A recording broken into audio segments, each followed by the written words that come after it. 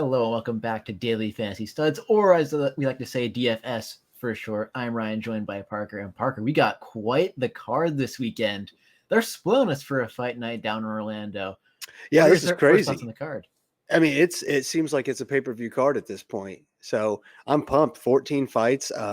There's some fights on here that I can't believe are on just a UFC Fight Night in Orlando.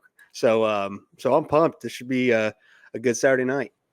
Oh yeah, it's gonna be a late one too because, like I said, Orlando East Coast. I believe the main event, Kevin Holland versus Stephen Wonderboy Thompson, is supposed to take place at like 12:15 a.m. Yeah, it is going to be a late one, and it's going to be a long day with all the college football conference championships going on too. But instead of watching Michigan beat Purdue by 30, you can turn on the fights. Yeah, it's supposed to be only conference championships games. Did you see today they had Akron play Buffalo, and the only reason is because so Buffalo can make a bowl game? I did not, but I saw that game was at 1, and I had no idea why. It wasn't a conference title game. Everything else today, I'm looking forward to USC Utah tonight. So it's a fantastic weekend for sports. But we're here to talk UFC. We're going to eventually talk about the Sunday slate for NFL action, and there's also a golf tournament going on right now. Tiger Woods tournament he had to withdraw from. So lots going on, crazy stuff. But I think we should just start talking about the main event, which is Kevin Holland, who we know what happened to him last time out. A rough go of it. Yeah, I mean he's fighting the best, right? There's not much you can do when you fight Chimaev. No, you just gotta hope and pray. But I feel like this main event was promised to him for taking that fight. Honestly. Yeah, it was weird. I'm pretty sure he retired for a month, and then somehow they shot him a call and got him a main event. So this should be a great fight for him. Thompson's not going to try to take him down like guys in the past, and so this should be a 5-round striking match. And for their price tags, I think I'm definitely going to be targeting the hell out of this fight. How do you feel about it?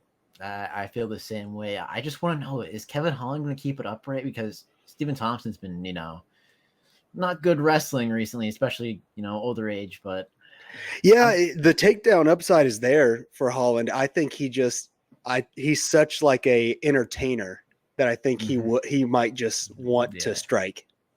Yeah, he clearly has the advantage there, but he wants to give the fans something to write home about, and this is definitely a fight I'm going to target because it's just there's so much upside in a 5-round fight, and it's hard to leave them off. I know we say this all the time, and especially now that these fighters are at 8.5 and 7.7, and the Ribas Cortez fight got canceled. That fight that we like to call it the 8.2 8K range is going to drive a lot of ownership in each of those directions.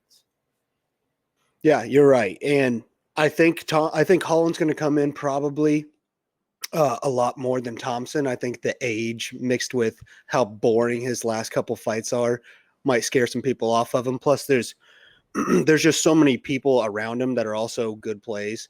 So I think the ownership's going to go more to Holland, which makes me probably want to just go 50-50 on him. Mm-hmm. You think this fight ends in a finish? Think we get that? I don't know, man. It seems like a lot of people do. Holland's never been knocked out, so I can't imagine if it ends in a finish, it's not going to be by Thompson. And so I think the only way we see it finished is the Holland side, and I just don't know. I mean, Thompson's only been finished once in 23 professional fights, so I think it's going long. I think the winner just racks up strikes, probably doesn't score anything crazy, but definitely 10x their salaries. Yeah, I agree with you. It's going to be hard for one of these guys to get in the optimal unless, they landed an absurd amount of strikes or, they take it to the mat and somehow get a mad amount of control time. But yeah, you're right. And so if you're playing Thompson at 7,700, you're just praying for like 90, which at that price tag is pretty good. He's got a real safe floor. Mm-hmm. Yeah, it's just tough, but there's so many good fights on here to target, and we got a loaded 9K range this week. It feels like I was looking around, and I'm going to start with the fight to target though, because I wanted to segue into that because it's also in the 9K range. It's the Sergey Pavlovich and Tai Tuivasa fight. We always love to come on here and say someone is getting knocked out in this fight. And I feel like it's a guarantee with how both these guys fight. Sergey Pavlovich has not seen a second round in his UFC career. You're right. 4 wins, 1 loss, and then Tai Tuivasa. I feel so bad for the man. That was a tune-up fight for Gone. Yeah, this is a weird fight for Tai Tuivasa. Not even being like a co-main event on a fight night card. Disgrace. Yeah, I mean, this is by far the action, the number one fight on the card. This is it. This is why people are going to come in, watch this, and then probably turn on football again. Yep. And so it should be the main event. In DFS, you're right. You have to play one of these guys. I mean, it's someone's getting knocked out. Tuivasa got 14 of 15 wins by knockout. Pavlovich has 13 of 16 wins by knockout. You said it best. He's never left the first round. I don't know how you can fade this fight. Tai being $7,200 is perfect. You can stack your lineup up with anyone you want up top, and then just throw Tai in at 7,200.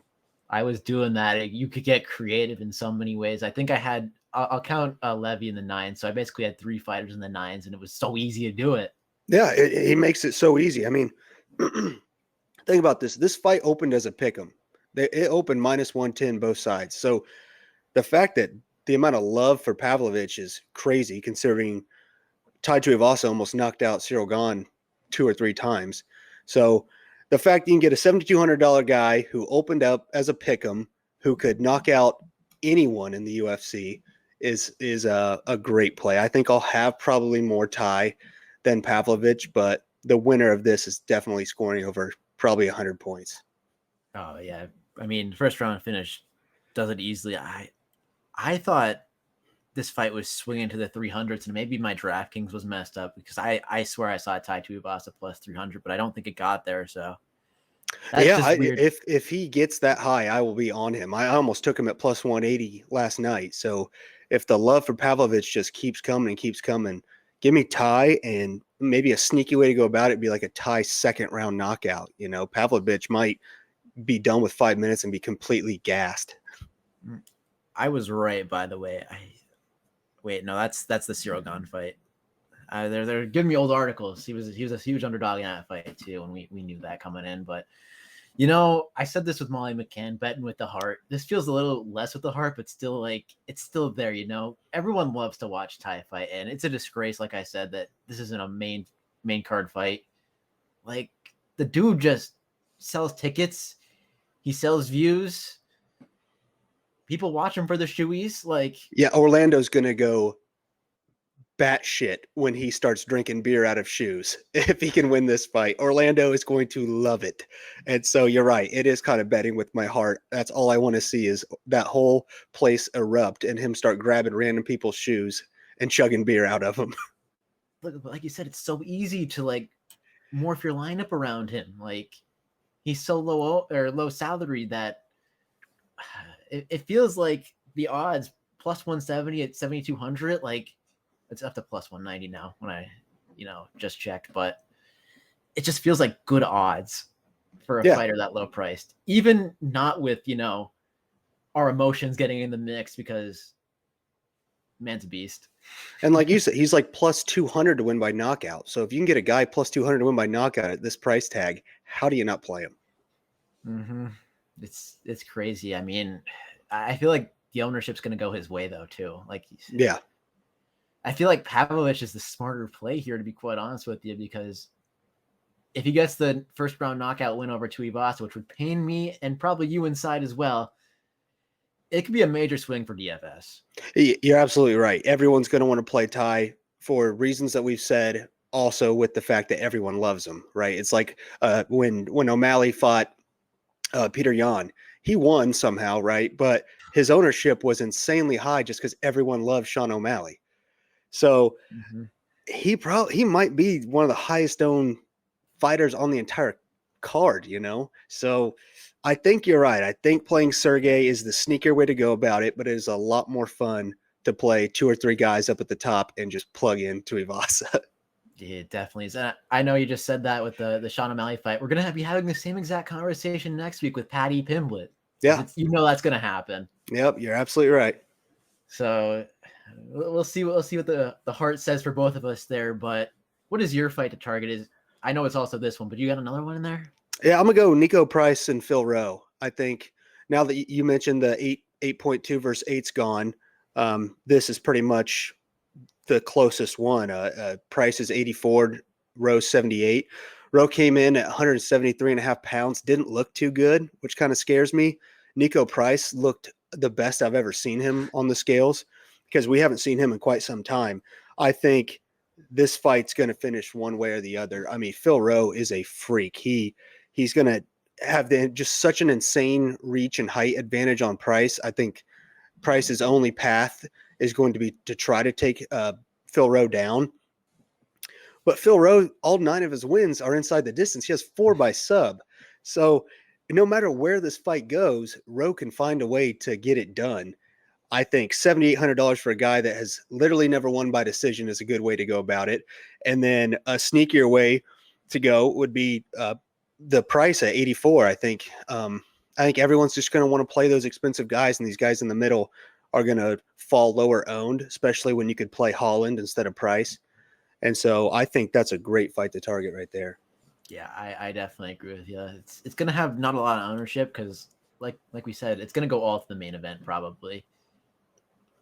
Some of this, I don't think we talk about it enough, but some of this is basically off of name recognition, like you said, with Tai Tuivasa. But like even Kevin Holland, like not even like the favorites, but like they saw him on a main card fight Chimaev, and of course they saw him get obliterated. But like we know that's the standard at this point. But I feel like you got a sneaky play there, and I'm all about it, sneaking him into a lineup, both sides.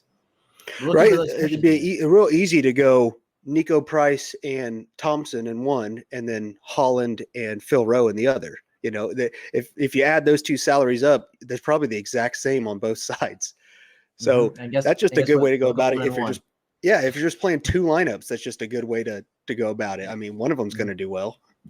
Hopefully. or that dreaded split decision kind of thing. Oh yeah, where you win one fight and lose the other. True. On both sides, it's just rough. But like I said earlier, the 9K range, we're gonna dive into that because I believe there's a couple fighters. I forget how many exactly. I'm gonna have to count real quick, but there's a couple of fighters I'm avoiding up top. There's a couple that I'm walking in. What do you say about the 9K range this weekend? I'm going all the way up at the top with both 9.6 and 9.5 RDA and Jonathan Pierce. I think those 2 are going to have most of my ownership, therefore meaning the next 3 or 4 in the 9K range I won't have too much of, but these 2 just feel so safe. RDA, he's going to beat Barberena no matter where this fight goes. I think he probably ends up taking him down, quickly taking the back and finding a submission. He's an absolute beast. And then Jonathan Pierce is a stud. This kid will wrestle the hell out of you for 15 minutes and just rack up points. He'll probably get – because Elkins is he's got the heart of a lion. He's going to fight as hard as he can, which probably means he's going to try to get back up, get taken back down, get back up. So I think Pierce probably gets 8 takedowns. I think if you play both these guys, you might be looking at 240 points right there. Look, you're right. Jonathan Pierce has slate-breaking upside. How many times has he broken the slate in his 5 MMA fights? There's 3 of them where he scored 130, 140, 120. Yeah, he's a monster. I'm going to be targeting him as well. I feel like he's an absolute lock for cash games. Yeah, I completely agree. For cash, but I mean, Jonathan. He's one of them fight-ready guys, Ryan. These fight-ready fighters are just insane when it comes to cardio and wrestling, and you just have to play them. Yeah. I was looking at Rafael Dos Anjos, and I know he's probably going to win. I know Barberena can't basically guard the takedown to save his life, but it just feels too expensive looking at his recent slate of fights. He just doesn't put up the fantasy points, but obviously now that I say that, he'll put up a 110 and just make me eat my words, but it feels expensive for the 9.6K. That's true. If he doesn't go to the wrestling and he just, wants to strike with Barberena for 15 minutes, he could definitely put up a stinker at 70 points. That would just absolutely crush your lineups unless you hit the underdog fights correctly. But another guy I got my eye on here in the 9K range is Mark Diakasi. Have you seen his last two fights? Yeah, he found a strategy, and it is wrestle the hell out of his opponents. Yeah, he really did. I mean, he had what 19 total significant strikes in the one and 17 in the other, and he still put up 110 and 120 fantasy points with all those takedowns and control time and decisions. Like that's absolutely insane. And Yeah, I'm just on it. His opponent has lost 5 of his last 6 fights. Looks like the roster spot's on the line. Maybe this feels like one of those, I'm not going to say tune-up fights, but like a little bit of a give me. You know what I mean? yeah. I think it seems like the UFC wants to build Diakase up. I mean, he's been around for quite a while now. He used to just want to strike with everyone, and quickly found some losses in the UFC. Seems like he took some time off, came back this insane wrestler out of nowhere, and he's really been scoring well. I don't know how successful he will be in taking down Marcus Johnson like his previous Yeah. two. He's better Johnson has takedown defense, decent definitely. takedown Yeah. defense, but Johnson is like 38 years old. If you saw these two at the weigh-ins, you just laugh because Johnson just looks like a normal person, and Diakase's the most shredded guy probably in the building.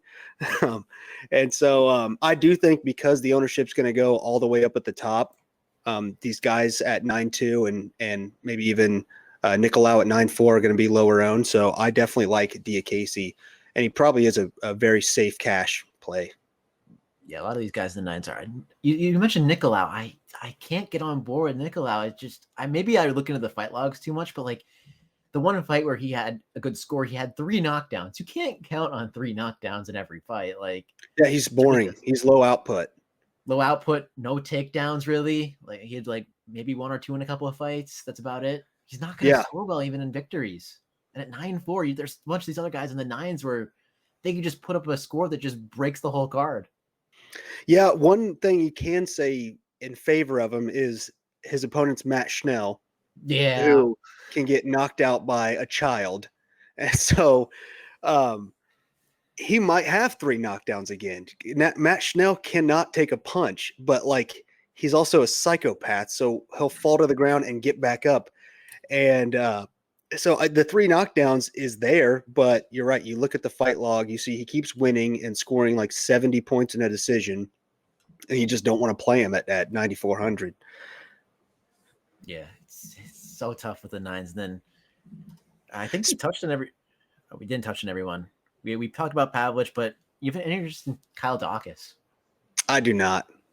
I can't stand Kyle Dawkins. I think, did you watch the weigh-ins? His body creeps me out. I've never seen someone look so awkward in my life. I don't understand how he's in the UFC with his physique, but he's a favorite and no one's going to play him. But I am good on the Kyle Dawkins. I think that fight's probably a boring decision. Yeah, and obviously great for parlays, but bad for DFS. Right, I'm telling you, after this, go look at that man on the way in and just think he is fighting an ex-Alabama football player. And it just amazes me that the line is what it is, because it's honestly, he's scary to look at. Speaking of weird weigh-ins, do you see Matt Schnell shaved his head to make weight? Yeah. What? That's excellent. What, half a pound over? Yeah, comes back bald and makes weight. What a stud. That's crazy. I'm looking at pictures of this guy on the scale, and I totally agree with you. Yeah, I don't understand. It's like his body's not straight. There's something really wrong with his shoulders. You got that right. I can't tell what it is, and I'm not going to be one to speculate because I'm not a doctor. But that's just weird. I'll just keep it like that. But do you have any interest in the one women's fight in the 9K range, Jasmine Uguri? I hope I pronounced that right. I'm terrible. I do not. I'm not going to play that at all. I think if you're going to play any, you might as well play Estela Nunez and hope it's a really close decision. She probably will go insanely under-owned, but I don't think she's finishing Nunez. Mm-hmm. I totally agree with you. And like I said, with Diakase right under him, like it's just or Pavlich. Yeah, exactly. And then I was going to say players like we're talking about football fighters. We're going to talk about like Sergey Pavlovich, or not Sergey Pavlovich, I'm off track here. Nathan Levy, who's basically the nines. I was going to bring him up.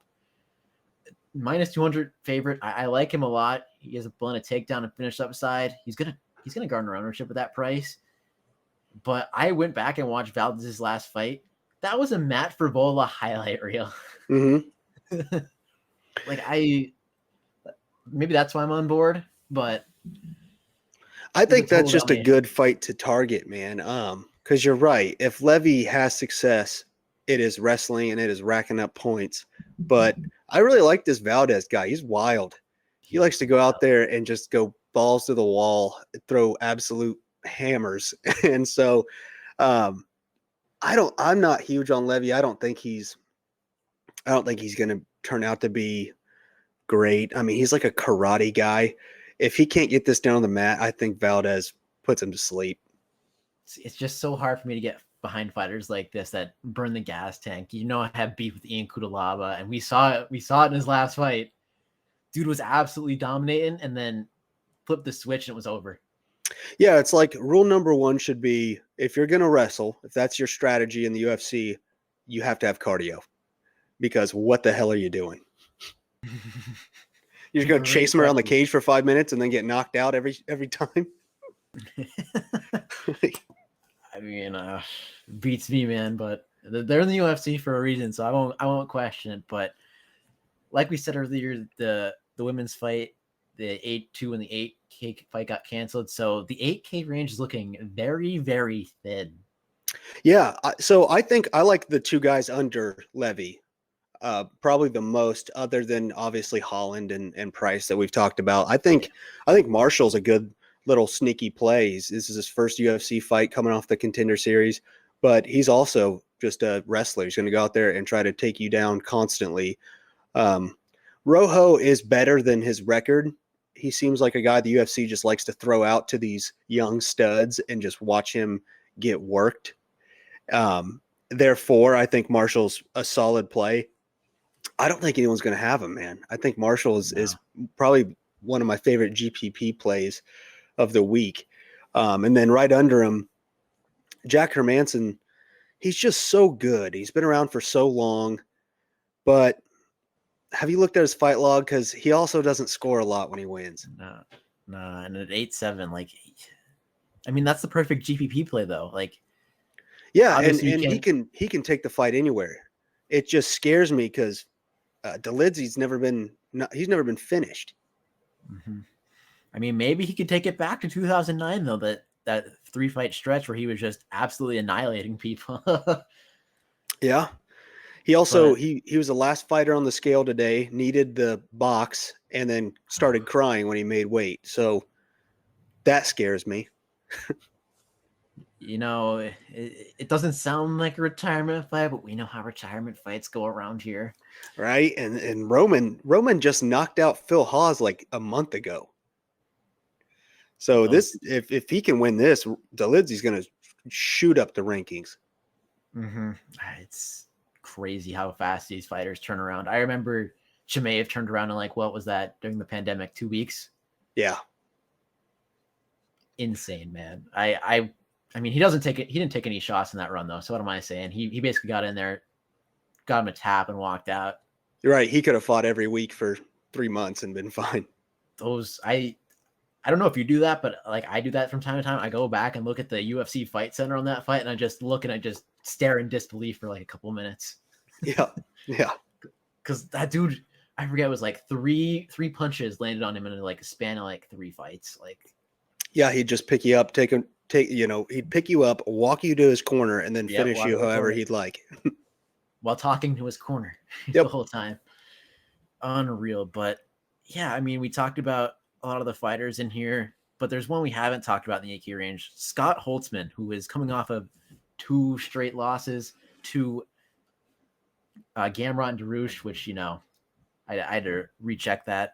My glasses are a little foggy here, but 2 top contenders. So yeah, he is also going to be extremely low owned. It scares me to play these fights with these old guys. I mean, this is one where it could get canceled 15 minutes before the fight starts because who knows? I feel like that happens all the time. They throw these two 38-year-olds against each other, and one of them gets sick or something. And so I wouldn't be surprised if that happened. Holtzman did look incredible on the scales today. I don't think I'm going to do it. I think it's too scary for me to play these old guys and hope that one of them can score 100 points. Mm-hmm. Yeah, I agree. I want to double back to something you said about this fight could be canceled last minute. I think we should just talk a little bit about lineup structure, because we saw it last week. We saw people, I think you were, or 2 weeks ago, my bad. We saw a couple people, including I think yourself, got absolutely just screwed over by the late swap because you couldn't late swap certain fighters. So yeah, I'm change the conversation here. How weird was that late swap? Because they announced it with about 6 fights left, but they would only let you swap out 4 of those fights, which is very weird. So if that's their new thing, I don't know how they're going to go about that. And it really makes you be on your toes, because if these cards last 7 or 8 hours, you can't set it and forget it. No, you cannot set it and forget it. I mean, especially if like a prelim fight gets canceled. If the third fight or second fight gets canceled, you have to be quick.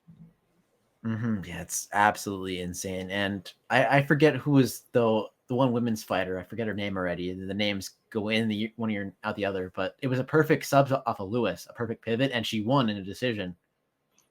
Yeah, but you couldn't play her, could you? Exactly. Yeah. You couldn't play her, and you had to, I forget who you had to pivot to. But yeah, I had to just stack the Kutalaba and Kennedy fight, the main event. That's rough. Which it ended up being too bad, because Kutalaba like dominated the first round and then got knocked out in the second. So it wasn't the worst thing in the world, but it was, because I just wanted to watch Derek Lewis fight. Yeah, I think we all want to watch Derek Lewis fight. Man's a treasure. But yeah, my bad for subbing the conversation, but I felt like we needed to talk about that a little bit. Yeah. Because it was such a big factor 2 weeks ago, and, it could be a big factor again. Yeah, the very first fight that DraftKings changed the rules, very first one, the main event gets canceled. What are the odds? I mean, playing as UFC DFS as much as we do, probably a lot. Yeah. Probably very high. Yeah, but let's transition into the 7K range, unless you have thoughts on the Emily Ducati fight. I will have none of that. I agree. I mean, maybe I'll have some Angela Hill, but you're praying for a split decision, 75 points. I don't like to do that on my UFC DFS lineups. I don't like to pray for a 75-point split decision when it's in the 8K or the high 7s. Like, if my guy in the 6Ks goes out there and wins a split decision, I am like his biggest fan for the life. Yep. I agree with you. But we're big fans of a lot of people in the 8s. So it's going to be kind of hard here to pick out people in the 7s and the 6s, but you're going to need them to fill out your lineup. Obviously, we mentioned Tai Tuivasa, who we have a soft spot for, but so does everybody. Do you have anyone else in the 7s that you're looking at? So it seems like I'm either going towards the top for Rowe and Thompson, or I'm way down at the bottom, like with Ty. And then I mentioned Valdez.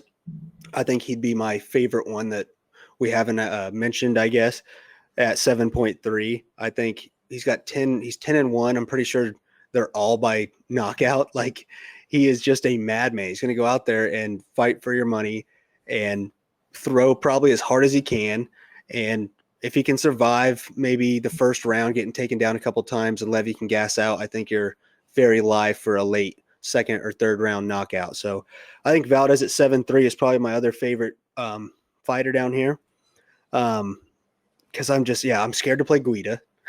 Yeah. He cut his hair, so I definitely don't want to play him now. And he's then still not in the picture though on DraftKings. Yeah, you're right. Still there. But yeah, what are you thinking? Is there anyone in the mid 7s that you have any interest in? I mean, not really. Looking back at it, I mean, I might agree with you on Valdez, because it's different when I have the beef with that. Like, I keep bringing up the beef with Kutalaba. Me and that guy have serious beef, I guess. But it's different when you play him at 8.5 than 7.3. Like, if he gasses out and gets knocked out, oh well, whatever, it happened. But these other guys just seems so unappealing. Like Marcelo Rojo is favored to win by knockout if he wins. Like maybe you could take a stab there against the Contender Series guy, inexperienced, but Right. I agree. Everyone down here has a path to victory to score high. I mean, Roman Delids has, I'm pretty sure every win is inside the distance. The dude is incredible. We just watched him finish Phil Hawes with ease a month ago. So I like Roman. I know how technical Hermanson is. And so I think I'd be surprised if Roman went out there and finished him. So I'm scared to play him, but I understand the upside. You mentioned Rojo. It's there. The old Dana White Contender Series fade is fully in effect this week. But yeah, it's so fun this week to just play studs and punt and then throw someone in the middle in there. Like we said, throw Ty in with a couple of studs. You got any interest in Eric Anders against Dawkins? Because you didn't like Dawkins when I brought him up, and obviously the whole weigh-in thing. Yeah, I kind of do. He's also just so boring. Eric Anders, for some reason, you look at him and he's an absolute specimen, played football at Alabama, and then you watch him fight and he just does nothing. And so it's scary because like you might win a decision and score like 50 points, which is the worst thing that can happen. We've talked about that. Is it really the worst at 7-1 though? That is true. Yeah, the worst would be him scoring 1. Exactly. Getting knocked out in the first second. Yeah, so he's safe. I think he's a real good cash play. And we just saw Dawkins get knocked out his last fight. Like I said, you're going to watch these two enter the octagon and be like, oh my God, I can't believe he's the favorite because he's the most awkward looking human being. So I think Anders isn't a bad little play at 7.1. He's just so boring. Yeah, but boring sometimes produces wins. And when you're down here and the guys below him, guys and girls, my bad. They look like maybe Nunez is the only other punt because, like we said, Matt Shell can't take a punch. Elkins is going against Pierce, who's an absolute beast. Barberena is probably going to get absolutely dominated by Dos Anjos. And then Michael Johnson against Dikasi. Like, I don't like that either. You're right. When it comes to punts, I think Anders might be the last one you can play. You mentioned Nunez. Maybe. It's there. The decision win, sure, 75 points is there, which is a lot for 6,900. And she's very safe for cash. She's not going to get finished and score you 8 points. She's at least going to put up probably 25. So I don't hate her down there. Matt Schnell has the ability to break the whole slate and score 120 because it's Matt Schnell. But I don't know if he could win 2 fights in a row. Like he's just that last fight was the most insane 10 minutes I've ever watched in my life. I mean, it's like he got knocked out 4 times and still won. So I don't know. Matt Schnell's definitely scary. But if you're looking for someone that can score you over 100 points in this range, Schnell's your guy. If you're looking for a safer play, I think it has to be Anders or Nunez. Yeah, I agree. It's just so non-appealing down here more than other slates. I know in numbered cards you usually get title fights and you usually could get the underdog down here, but yeah, you got no Ryan Spann down here. Oh my gosh, God bless that man. And speaking of that, God bless Jack Della. I could not believe Jack Della's round 1 prop was plus money 2 weeks ago. Who did that? He is a monster. I saw that they're trying to get him a fight in Australia here coming up against, I forget, but someone really good, someone ranked. They're really trying to build Della Maddalena up. A fight in Australia. They're really gonna let him and Volk lose on the same card. Right. I don't know. I don't like Volk's chances against Islam, but yeah, I feel you there. I don't think they're gonna let that happen. But speaking of the bets, what is your best bets for this UFC card? So right now, just straight bets. I've got a couple. I did take Valdez at plus 170. I think it's just decent odds. As soon as we're done here, I'm going to go take Tai Tuivasa. because like I can't forget that this fight opened as a pick'em. I have to keep reminding myself that. So if you can get plus 190 on a guy that opened as a pick'em, that is ranked number 4 in the world in the heavyweight division, I'm going to take him. And so I'll lock in Ty. And then I'm thinking about Anders just because of those weigh-ins. I can't stop bringing it up. I can't get his face out of my mind. He's so horrible to look at. And so I'm thinking about Anders, and then maybe Stephen Thompson. I don't know. That fight also opened as a pick'em. So plus 150. I think if I wait, I think all the love for Holland's going to boost it up, and maybe I can get plus 170 tomorrow night. I think you could. Yeah, honestly, because it doesn't seem like anyone likes Thompson. So, I think I'm gonna wait on that. But for now, I'm gonna lock in Valdez and Tai Tuivasa for straight bets. Do you have any straights? I mean, I was about to deliver the round 1 knockout, but I like to do a parlay of these guys, like the heavy favorites. Like I'll probably parlay Pierce and Diakasi to get close to even money, and then probably throw something else on there. But yeah, I like that a lot, Pierce and Diakasi. And you probably throw Nicolau on there too, or RDA as well, and have a nice pick 4. And that someone will probably bust that, aka Matt Schnell, but yeah, it'll happen. But what I was like just looking at, like focusing on, is the Tai Tuivasa Sergey Pavlovich fight to end in round 1, knockout in round 1, minus 135. I mean, I'm just saying, and I sprinkle on Tai round 1 knockout too at plus 425, and I believe round 2 is 9-1. Like, yeah, that's what I had that round 2 circled at 9-1, 10-1, but then you're just rooting for them not to knock each other out for 5 minutes, which is going to be really hard to do. Oh, that's why that's why a light sprinkle, because like we said, Pavlovich never got out of round 1, and it's tough. But yeah, that's my favorite for the weekend because it's gonna end. Yeah, I like that, man. I got a couple long shots for you here. I like Valdez by knockout a lot. That's plus 420. I was just going to look at that. It's up to 350 now. Plus 350. FanDuel must have took some action on that because it was plus 420 last night. Oh, so I like that. DraftKings, so maybe it's the same on FanDuel. Shop your odds, people. I'll throw that out there. Shop your odds. Definitely. It always seems like FanDuel gives out better odds for method of victory for UFC, but you have to shop around. So yeah, Valdez knockout. I think this is a sneakier one. Diakasi sub 12-1. If he's going to take you down, he's only got one win by submission, but you said this about Zhang Weili as well, so right. And Marcus Johnson, I'm almost positive he's been subbed 9 times in his career. So I would not be surprised whatsoever if this fight's going to be on the mat and Diakasi's going to be on top. Why can he not find a chin in 15 minutes? So 12-1, I think that's a decent little bet.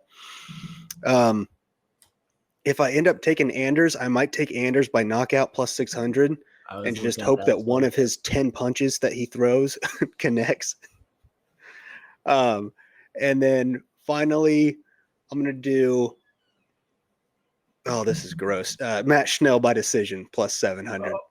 Oh my goodness, dude. Oh. And I'm going to hope that Nicolau doesn't try to take him down. He doesn't find the chin because he is low output. If he doesn't find the chin, Matt Schnell will outstrike him, therefore hopefully winning a decision.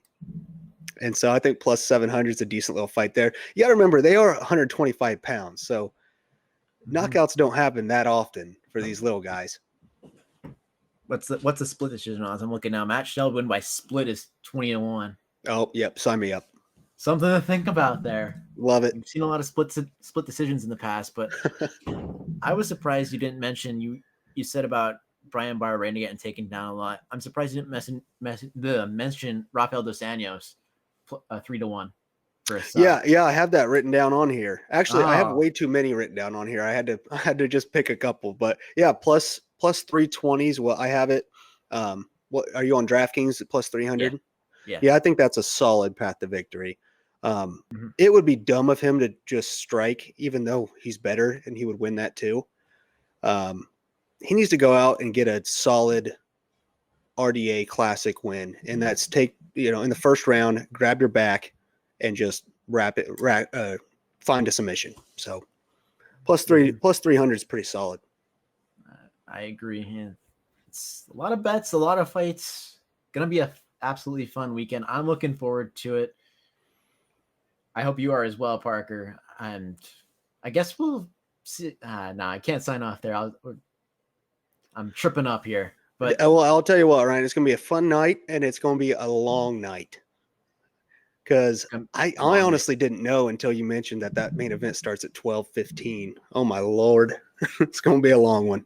It's going to be a long one, but hey, you'll have college football to flip back and forth too. I believe there's... And we got soccer at 10 a.m. The USA plays tomorrow. I forgot about that. Yep. It is going to be one of the longest days ever. Mm-hmm. I mean, I forget if there's any NCAA football games going on late tomorrow night, because I know the Pac-12 is tonight, I believe, and I believe something else is also tonight. One of those, I think it's CUSA, if I want to take a stab at it there, but I think Michigan is the late one tomorrow. Yeah, Purdue is 8. I think there might be one after that. I'm gonna look real quick, but yeah, this might be the longest day of sports ever. Honestly, they set us up pretty well. And okay, the Clemson North Carolina game also takes place at 8. Okay, and that's meaningless, right? Yeah. But LSU Georgia though, at 4. A lot of title games today and tomorrow. UFC tomorrow, and then we'll be coming back at you for football on Sunday. We appreciate you for tuning in. Hit the like and subscribe if you're not already. And we'll see you guys next time on the Daily Fantasy Studs podcast. Peace.